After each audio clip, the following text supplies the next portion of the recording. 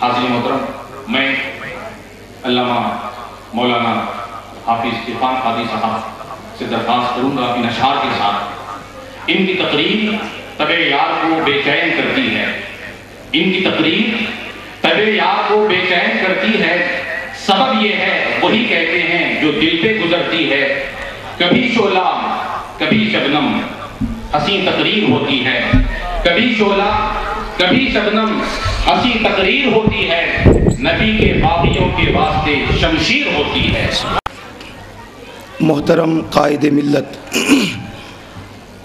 عالی جناب معظم خان صاحب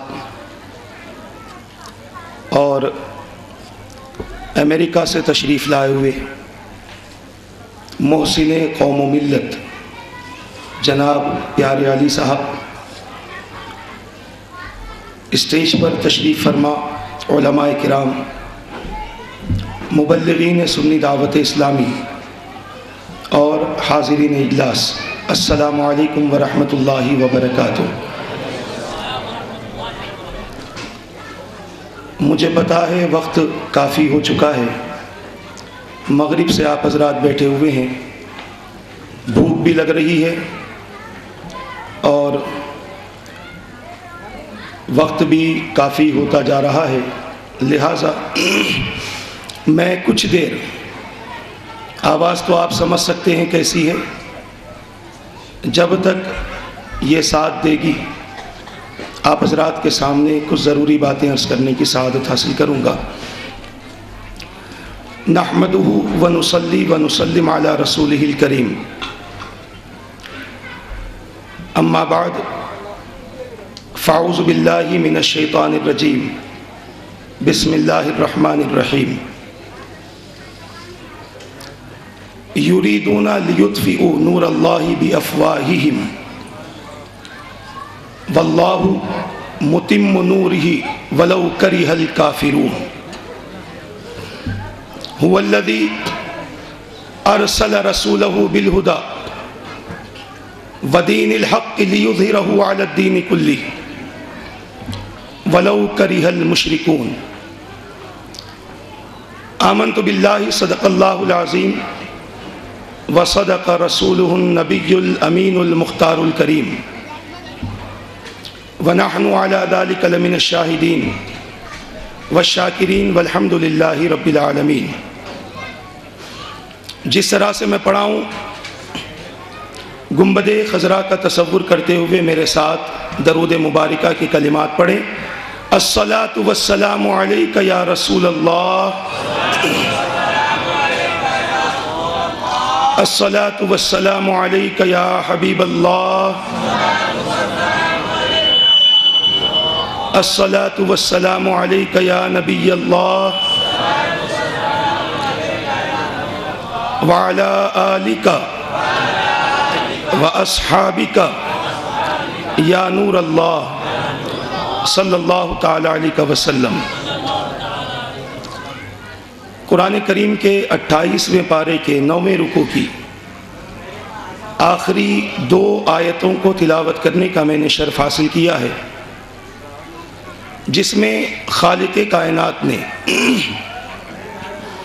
حضور پاک صلی اللہ تعالی علیہ وسلم کے دور میں رہنے والے کچھ سرکش لوگوں کا ذکر فرمایا ہے۔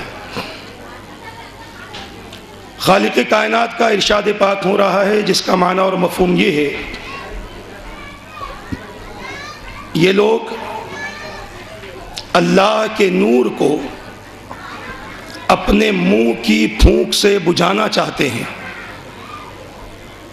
یریدون لیطفئوا نور اللہ بافواہہم، اللہ کے نور کو اپنے منہ کی پھونک سے بجھانا چاہتے ہیں، اور اللہ یہ چاہتا ہے کہ وہ اپنے نور کو مکمل فرما دے، اگرچہ کہ کافروں کو ناپسند ہو۔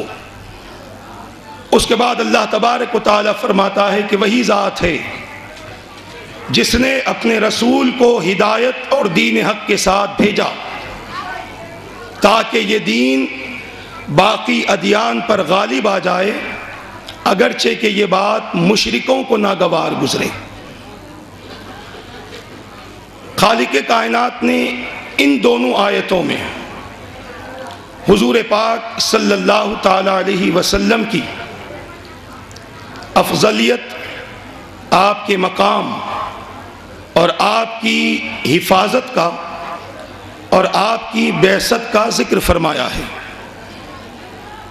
یہ بات سبھی جانتے ہیں کہ اللہ تبارک و تعالیٰ نے رسول پاک صلی اللہ تعالی علیہ وسلم کو جن مقامات، جن منصبوں سے سرفراز فرمایا ہے، وہ مقامات نہ حضور سے پہلے کسی کو ملے تھے اور نہ حضور کے بعد کسی کو ملنے والے ہیں۔ دنیا کا بڑے سے بڑا انسان اگر وہ ساری دنیا پر بھی حکومت کر لے، مگر اس کے باوجود اس کا وہ مقام ہو نہیں سکتا جو اللہ نے مصطفیٰ کو عطا فرمایا ہے۔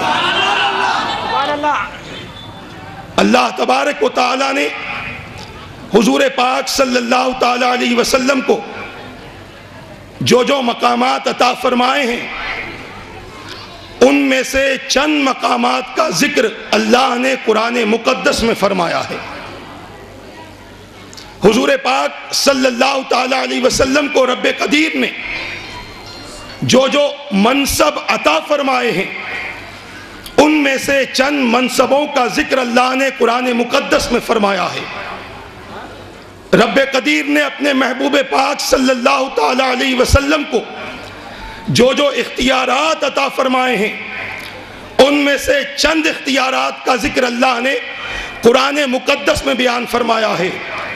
چند مثالیں دی ہیں، کبھی اختیارات مصطفیٰ کی مثال ہے، کبھی علم مصطفیٰ کی مثال ہے، کبھی حسن مصطفیٰ کی مثال ہے، کبھی معجزات اور کمالات مصطفیٰ کی مثال ہے۔ یہ چند مثالیں پیش کر کے اللہ تبارک و تعالی نے اپنے بندوں کو یہ تعلیم دی ہے کہ اے میرے بندو، میں نے چند مثالیں اپنے محبوب پاک صلی اللہ تعالی علیہ وسلم کے حوالے سے دی ہیں۔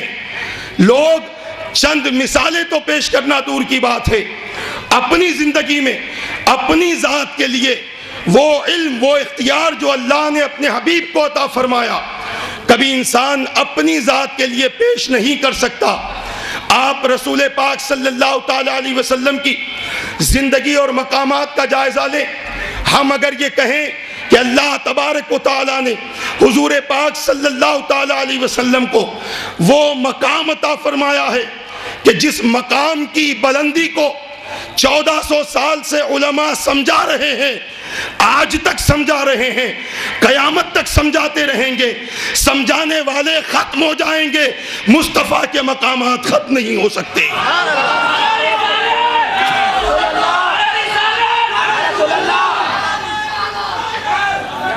یا صاحب الجمال یا سید البشر من وجهك المنیر لقد نور القمر لا يمكن الثناء كما كان حقه بعد از خدا بزرگ تو ہی قصہ مختصر۔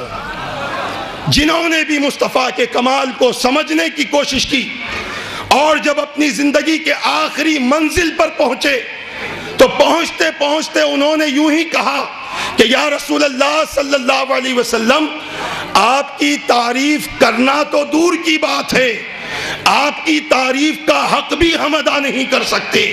اللہ کے بعد اگر کوئی بلند و بالا ذات ہے تو مصطفیٰ وہ آپ کی ذات ہے۔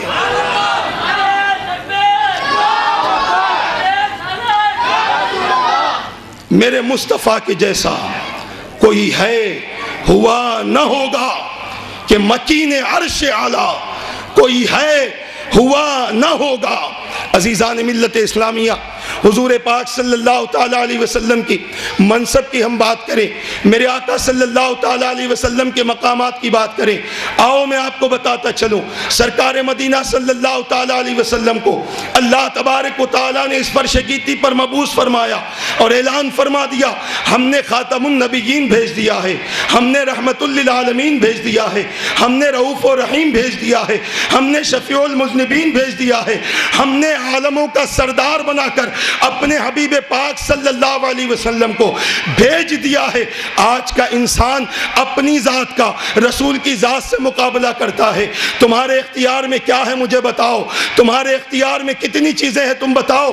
کوئی کہتا ہے یہ محلہ میرے اختیار میں ہے، کوئی کہتا ہے یہ علاقہ میرے اختیار میں ہے، کوئی کہتا ہے یہ ملک میرے اختیار میں ہے، کوئی کہتا ہے یہاں کے کاروبار میرے اختیار میں ہے، کوئی کہتا ہے یہاں کی بے شمار چیزیں میرے اختیار میں ہیں، کوئی کہتا ہے ملک میرے اختیار میں ہے۔ عزیزان ملت اسلامیہ، ہم انسانوں سے جب پوچھتے ہیں تمہارے اختیار میں کیا ہے تو وہ اس قسم کی باتیں کرتا ہے۔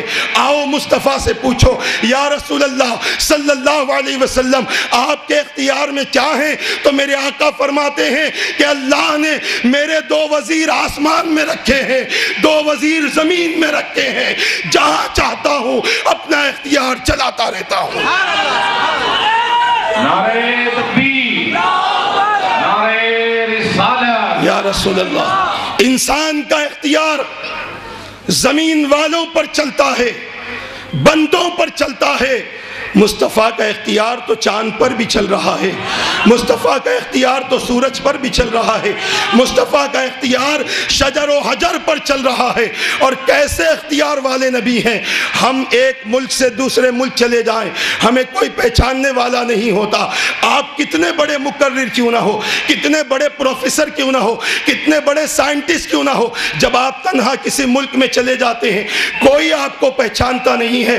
آؤ میں آپ کو بتاتا چلوں، میرے آقا تاجدار مدینہ صلی اللہ علیہ وسلم سیدنا علی مرتضیٰ رضی اللہ تعالیٰ عنہ کے ساتھ تشریف لے جا رہے ہیں۔ سیدنا علی فرماتے ہیں ہمارا گزر ایسے مقام سے ہوا جہاں پہاڑ ہی پہاڑ تھے، اچانک میں نے دیکھا، اچانک میں نے سنا کوئی کہہ رہا ہے الصلاۃ والسلام علیک یا رسول اللہ، الصلاۃ والسلام علیک یا حبیب اللہ۔ میں نے دائیں دیکھا، کوئی سلام پڑھنے والا نظر نہ آیا، میں نے بائیں دیکھا، کوئی درود پڑھنے والا نظر نہ آیا۔ آگے تو دیکھ ہی رہا تھا، میں نے پیچھے دیکھا کہ کوئی درود پڑھنے والا نظر آ جائے۔ درختوں پر میں نے دیکھا، پہاڑوں پر میں نے دیکھا کہ کوئی درود پڑھنے والا نظر آ جائے۔ میرے تعجب کی انتہا نہ رہی۔ حضور پاک صلی اللہ علیہ وسلم نے مجھ سے دریافت کیا علی بتاؤ آخر پریشان کیوں ہو؟ علی رضی اللہ تعالیٰ عرض کرتے ہیں یا رسول اللہ صلی اللہ علیہ وسلم بڑی ہی میٹھی آوازیں مجھے آ رہی ہیں، آپ پر درود و سلام پڑھا جا رہا ہے، آپ پر صلاۃ و سلام پڑھا جا رہا ہے۔ میرے آقا میں دیکھنا چاہتا ہوں کہ وہ کون ہے جو آپ پر اتنے اچھے انداز سے صلاۃ و سلام پڑھ رہا ہے۔ حضور پاک صلی اللہ علیہ وسلم نے ارشاد فرمایا اے علی سنو، وہ پہاڑ دیکھ رہے ہو؟ سیدنا علی نے فرمایا ہاں وہ پہاڑ دیکھ رہا ہوں۔ میرے آقا نے فرمایا اس پر اس چھوٹے سے پتھر کو دیکھ رہے ہو؟ سیدنا علی نے عرض کیا ہاں یا رسول اللہ اس چھوٹے سے پتھر کو دیکھ رہا ہوں۔ میرے مصطفیٰ نے فرمایا اے علی وہ چھوٹا سا پتھر مجھ پر سلام پڑھ رہا ہے، وہ چھوٹا سا پتھر مجھ پر درود پڑھ رہا ہے۔ عزیزان ملت اسلامیہ، حضور پاک صلی اللہ تعالیٰ علیہ وسلم کو کسی کو بتانے کی ضرورت نہیں کہ میں مصطفیٰ ہوں، اشیاء اور چیزیں بتاتی ہیں کہ یہ مصطفیٰ ہیں۔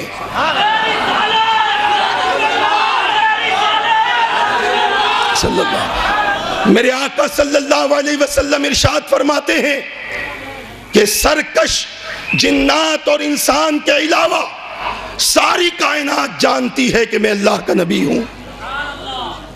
یہی وجہ تو تھی کہ جب اختیارات مصطفیٰ کی بات آتی، جب یہودی اور عیسائی کفار و مشرکین میرے آقا کا امتحان لینے کے لیے آتے اور کہتے تم نبی ہو تو یہ کر کے دکھاؤ، تم نبی ہو تو وہ کر کے دکھاؤ، تم نبی ہو تو ایسا کر کے دکھاؤ، تم نبی ہو تو ویسا کر کے دکھاؤ، کیونکہ انہیں پتا تھا کہ نبی جو ہوتے ہیں وہ اختیار والے ہوتے ہیں۔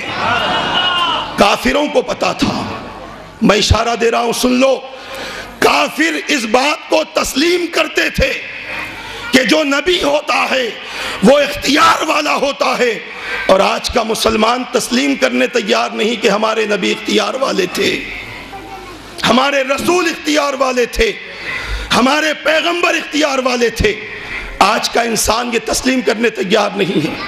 عزیزان ملت اسلامیہ، حضور پاک صلی اللہ تعالیٰ علیہ وسلم کو اللہ تبارک و تعالیٰ نے وہ اختیار عطا فرمایا ہے کہ اگر رسول پاک صلی اللہ تعالیٰ علیہ وسلم کہیں پر حاجت کے لیے تشریف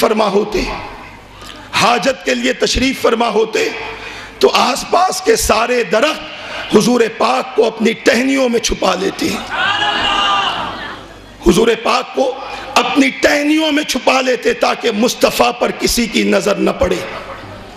اور جب میرے آقا حاجت سے فارغ ہوتے تو زمین پھٹ جاتی اور جو کچھ حاجت ہوتی زمین اندر لے لیتی، اور مصطفیٰ جہاں حاجت فرماتے وہاں سے خوشبو پیدا ہو جاتی۔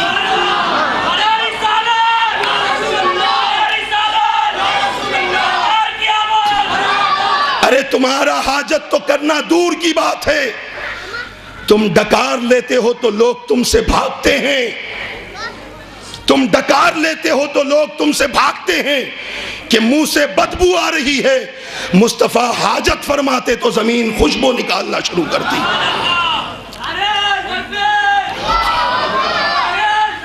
یا رسول اللہ، آج نبی سے برابری کی بات، حضور پاک صلی اللہ تعالیٰ علیہ وسلم کے جیسے ہونے کی بات، میں اکثر کہتا ہوں بیٹا خاموش رہو، میں اکثر کہتا ہوں مسلمانوں، نبی سے برابری نہ کرو، کیونکہ نبی سے برابری کرو گے تو زمین بھی قبول نہ کرے گی، اور اگر نبی کے امتی بنو گے تو آسمانوں میں چرچا ہوگا، آسمانوں میں چرچا ہوگا۔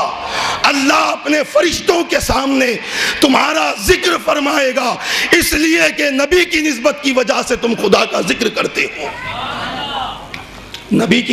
نبی سے برابری کی بات نہ کرنا، ہماری حیثیت، ہماری کیفیت، ہمارے اخلاق، ہمارے کردار سرتا پا گناہگار، اور وہ کسی گناہگار کو دیکھ لے تو اللہ اس کو ایمان کی دولت دے دے، وہ کسی خطاکار کو دیکھ لے تو مولا اسے ایمان کی دولت دے دے، کسی یہودی کے گھر سے ٹیک لگا کر بیٹھ جائیں تو میرے مولا ان یہودیوں کو ایمان کی دولت عطا فرما دے۔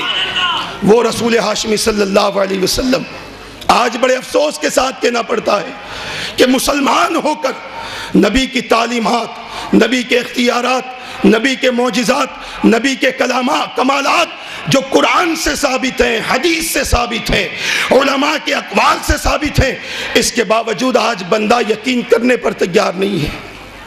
پردے پڑے ہوئے ہیں، حجابات پڑے ہوئے ہیں، اللہ نے دل و نگاہ پر پردہ ڈال دیا ہے، اور جس کے دلوں پر اللہ پردہ ڈال دیتا ہے انہیں حقیقت کبھی سمجھ میں نہیں آتی، انہیں اچھائی کبھی سمجھ میں نہیں آتی، انہیں روشنی کبھی سمجھ میں نہیں آتی۔ میرے پیارے آقا صلی اللہ تعالیٰ علیہ وسلم کے پیارے دیوانوں، خوش نصیب ہو کہ اللہ نے ہمیں عید میلاد النبی منانے کا موقع عطا فرمایا۔ ہم خوش نصیب ہیں کیونکہ یہ میلاد النبی کا جشن صرف ہم اپنی زبانوں سے نہیں مناتے، بلکہ اللہ نے خود اپنے نبی کی میلاد پڑھی ہے، فرشتوں نے اپنے نبی کی میلاد کا ذکر کیا ہے، اور حضرت آدم علیہ السلام سے لے کر حضرت سیدنا عیسیٰ علیہ السلام تک ہر نبی نے اپنی اپنی زبان میں مصطفیٰ کی میلاد پڑھی ہے، مصطفیٰ کا ذکر کیا ہے۔ اب کوئی کہہ سکتا ہے، پوچھ سکتا ہے مولانا ذرا بتاؤ تو صحیح آیتیں کوٹ کرو، تو الحمدللہ بغیر دلیل کے میں گفتگو نہیں کرتا۔ آیتیں اگر کوٹ کرنا ہو تو لکھو 9واں پارہ 9ویں رکوع کا آخری آیت، میرا مولا فرماتا ہے الذین یتبعون الرسول النبی الامی الذی یجدونہ مکتوبا عندہم فی التوراۃ والانجیل، کہ وہ لوگ، آیت مبارکہ کا معنی اور مفہوم ہے کہ وہ لوگ جو رسول ہاشمی صلی اللہ علیہ وسلم کی اتباع کرتے ہیں وہ اپنی کتابوں میں بھی نبی کا ذکر پائیں گے۔ کون سی کتابیں؟ توریت میں نبی کا ذکر ہے، انجیل میں نبی کا ذکر ہے، زبور میں نبی کا ذکر ہے، حضرت آدم علیہ السلام کی زبان پر میرے آقا کا ذکر ہے، حضرت نوح علیہ السلام کی زبان پر میرے آقا کا ذکر ہے، حضرت شیس علیہ السلام کی زبان پر میرے آقا کا ذکر ہے، حضرت سیدنا ابراہیم علیہ السلام کی زبان پر میرے آقا کا ذکر ہے، حضرت سیدنا اسماعیل علیہ السلام کی دعاؤں میں میرے آقا کا ذکر ہے، حضرت سیدنا موسیٰ علیہ السلام کی زبان پر میرے آقا کا ذکر ہے، حضرت سیدنا عیسیٰ علیہ السلام کی زبان پر میرے آقا کا ذکر ہے۔ سرکار کے آنے سے پہلے حضور کا ذکر نبیوں نے کیا ہے۔ اے امتیوں، تم خوش نصیب ہو کہ اللہ نے نبیوں نے جو ذکر کیا ہے وہ تمہیں کرنے کا موقع دے دیا۔ نبیوں نے ذکر کیا ہے مصطفیٰ کا، آ رہے ہیں، آ رہے ہیں، آنے والے ہیں، ہم کہتے ہیں کہ آ گئے ہیں، ہم کہتے ہیں کہ آ گئے ہیں۔ اور میں نے اس سے پہلے بھی ایک جگہ کہا تھا کہ سنو، ہر آنے والے کا نام آنے کے بعد میں رکھا جاتا ہے۔ بڑی ذمہ داری کے ساتھ کہہ رہا ہوں، سب مانتے ہیں ہر آنے والے کا نام آنے کے بعد رکھا جاتا ہے، مگر مصطفیٰ کا نام اللہ نے اس وقت رکھا ہے جبکہ وقت کو بھی نہ بنایا تھا۔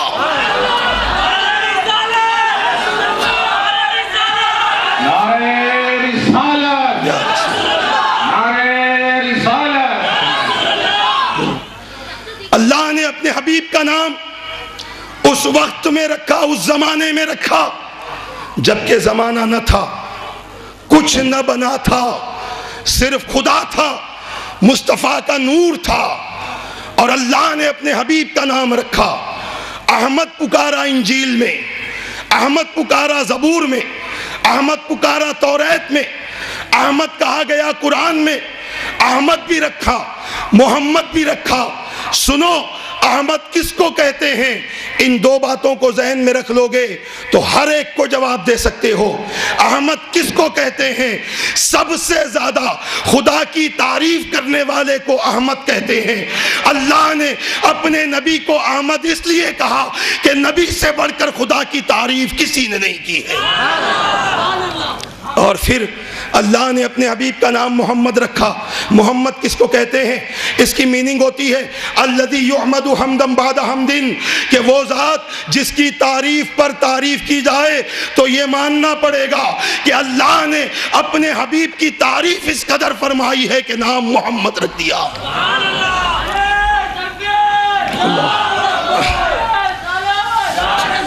نہ خدا کی تعریف کرنے والوں میں مصطفیٰ کے جیسا کوئی ہے، اور نہ مصطفیٰ کی تعریف کرنے والوں میں خدا کے برابر کوئی ہے۔ یہ تو ہماری خوش نصیبی ہے کہ ہمیں تعریف کا حکم دیا، ہمیں توصیف کا حکم دیا، ورنہ ہمارے بزرگان دین فرماتے ہیں ہزار بار بشویم دہن زمش کو گلاب ہنوز نام تو گفتن کمال بے ادبیست، کہ ہزار بار اگر اپنے منہ کو مشک و گلاب سے دھو لو پھر بھی یا رسول اللہ آپ کا نام لینا بے ادبی ہے، آپ کا نام لینا بے ادبی ہے، مگر ہم نام لے کر آپ کے ذکر کو اونچا نہیں بلکہ ہمارے مقدر کو اونچا کر رہے ہیں۔ نبی کا ذکر کرنے سے نبی کے ذکر کو بلندی نہیں ملتی، اس بات کو سن لو۔ کوئی یہ نہ سمجھے کہ ہم ذکر مصطفیٰ کر کے رسول پاک کے ذکر کو بلند کر رہے ہیں۔ تم کیا بلند کرو گے؟ مولا نے فرمایا وَرَفَعْنَا لَكَ ذِكْرَكَ، محبوب کسی کے بولنے سے پہلے ہم نے آپ کے ذکر کو بلند کر دیا ہے، ہم نے آپ کے ذکر کو بلند کر دیا ہے۔ اب بلند وہ ہوگا جو تمہارا ذکر کرتا رہے گا، اب بلند وہ ہوگا جو تمہاری یاد کرتا رہے گا، تمہارا نام لیتا رہے گا۔ جس کو تم سے جتنی نسبت ہوگی اس کو میں اتنا ہی مقام عطا کر دوں گا۔ بلندی تو ہماری ہے کہ ہم رسول اللہ صلی اللہ علیہ وسلم کا ذکر کر رہے ہیں۔ کوئی نہ کہہ سکے کہ ہم نے دین کا کام کر کے نبی کا نام بلند کیا، ہم نے نمازیں پڑھ کے نبی کا نام بلند کیا، ہم نے حدیثیں بیان کر کے نبی کا نام بلند کیا، ہم نے روزے زکات و حج ادا کر کے نبی کا نام بلند کیا، سب کے کہنے سے پہلے میرے مولا نے کہہ دیا ورفعنا لک ذکرک، اے حبیب آپ کی خاطر ہم نے آپ کے ذکر کو بلند کر دیا ہے، جتنی بلندی دینی تھی ہم نے دے دی ہے، اور اتنی دی ہے کہ سب کی سمجھ جہاں پر ختم ہوتی ہے مصطفیٰ تمہارے ذکر کی عظمتیں وہاں سے شروع ہوتی ہیں۔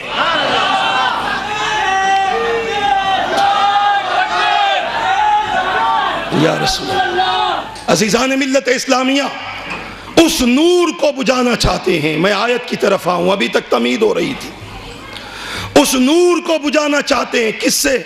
اپنے منہ کی پھونک سے، اپنے منہ کی پھونک سے اس نور کو بجھانا چاہتے ہیں جس نور کو میرے مولا نے بھیجا ہے۔ اس روشنی کو گل کرنا چاہتے ہیں، گم کرنا چاہتے ہیں جس روشنی کو میرے مصطفیٰ نے، میرے مولا نے بھیجا ہے۔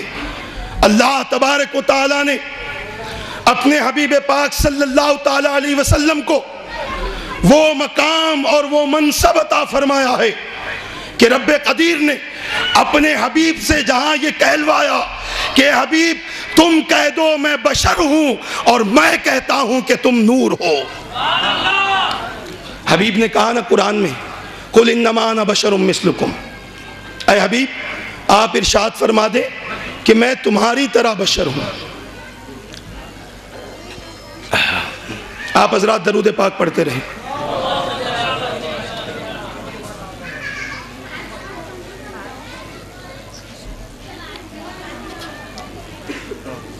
اللہم صلی علی سیدنا و مولانا محمد وعلی آلہ و اصحابہ افضل صلواتک وعدد معلوماتک وبارک وسلم۔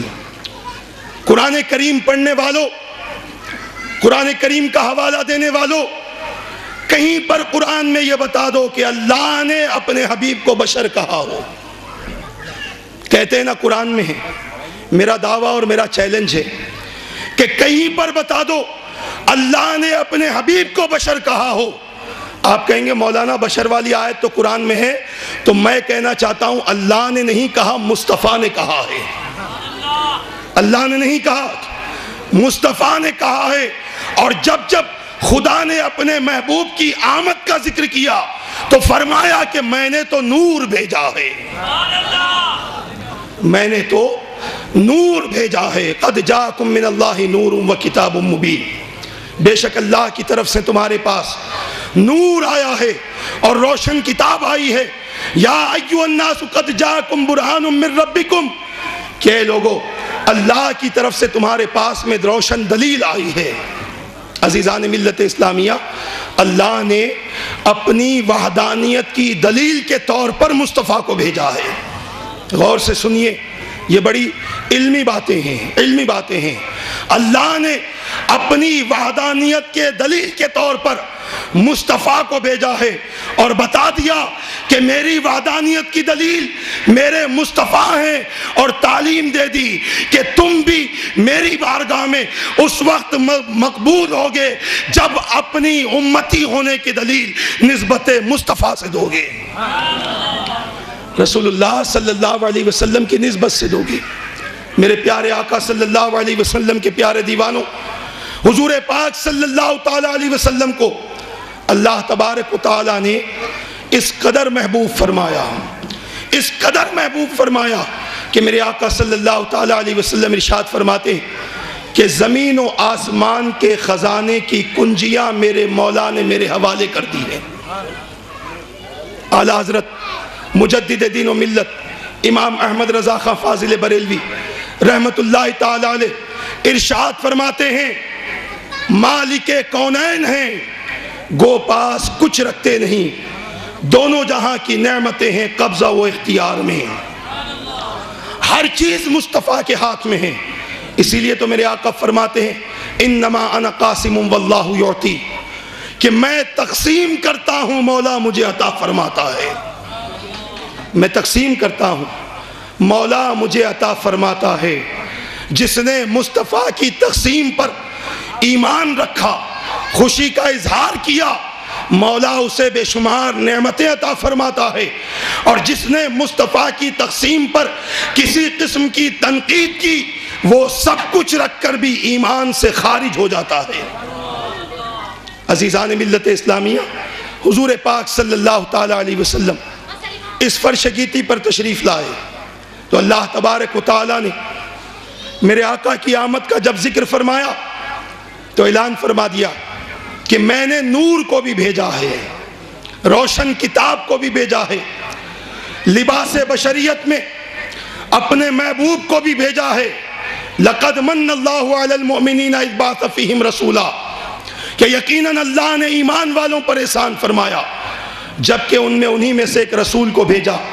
عزیزان ملت اسلامیہ، یہ رسول کیوں تشریف لائے؟ مجھ سے پیشتر بھی آپ نے مولانا صادق صاحب سے باتیں سنی، اب میں زیادہ وقت نہیں لوں گا کیونکہ وقت کافی ہوتا جا رہا ہے۔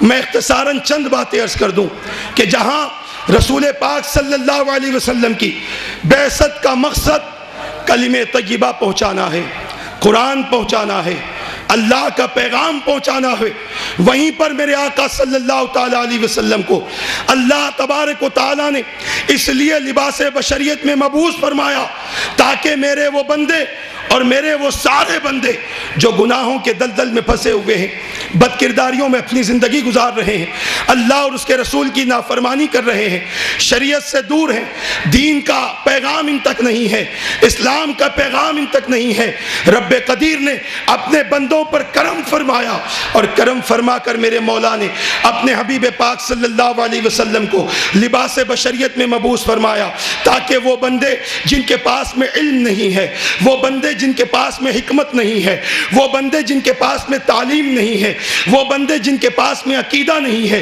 وہ بندے جن کے پاس میں کردار نہیں ہے، جن کو اخلاق کی تعلیم نہیں ہے، والدین کے ساتھ اس نے سلوک کا طریقہ معلوم نہیں ہے، ماں باپ کے ساتھ زندگی گزارنے کے طریقے معلوم نہیں ہے، بیوی بچوں کے ساتھ کیسے پیش آنا ہے یہ طریقے معلوم نہیں ہے، میرے ان بندوں کو یہ تعلیم مل سکے، میرے ان بندوں کو یہ پیغام مل سکے، اللہ تبارک و تعالیٰ نے پیغام دینے کے لیے اپنے حبیب پاک صلی اللہ علیہ وسلم کو مبعوث فرمایا اور اس شان کے پاس ساتھ مبعوث فرمایا کہ زمانہ جانتا ہے یہ ایک بچہ جب اپنی ماں کی پیٹ سے پیدا ہوتا ہے تو ماں کے لیے کس قدر تکلیف ہوتی ہے، ماں کو کتنی مشقت ہوتی ہے، زندگی اور موت کے منہ سے ماں گزرتی رہتی ہے، مگر آؤ میں آپ کو بتاؤں کہ رسول پاک صلی اللہ علیہ وسلم جب تشریف لائے ہیں تو اپنی ماں کے لیے نہیں بلکہ سارے عالموں کے لیے رحمت بن کر آئے ہیں، ساری کائنات کے لیے میرے آقا رحمت بن کر آئے ہیں۔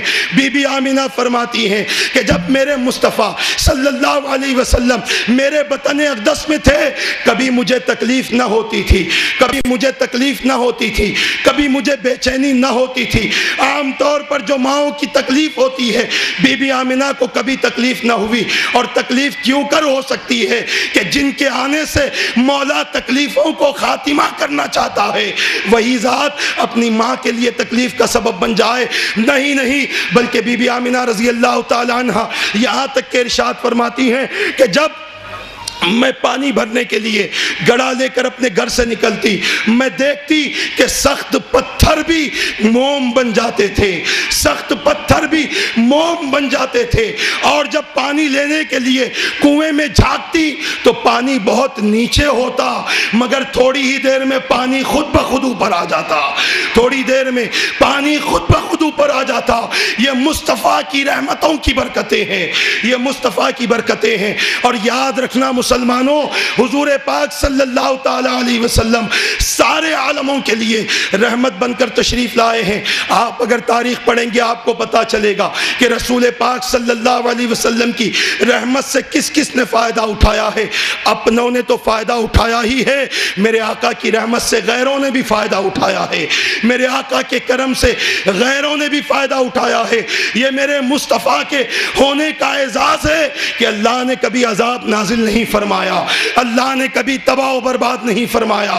اور یاد رکھنا, جب تک ذکر مصطفیٰ جہاں جہاں پر ہوتا رہے گا اس جگہ پر کبھی عذاب آ نہیں سکتا, اور جہاں ذکر مصطفیٰ نہیں ہوگا اس بستی کو اللہ عذاب کے ذریعے تباہ کر دے گا.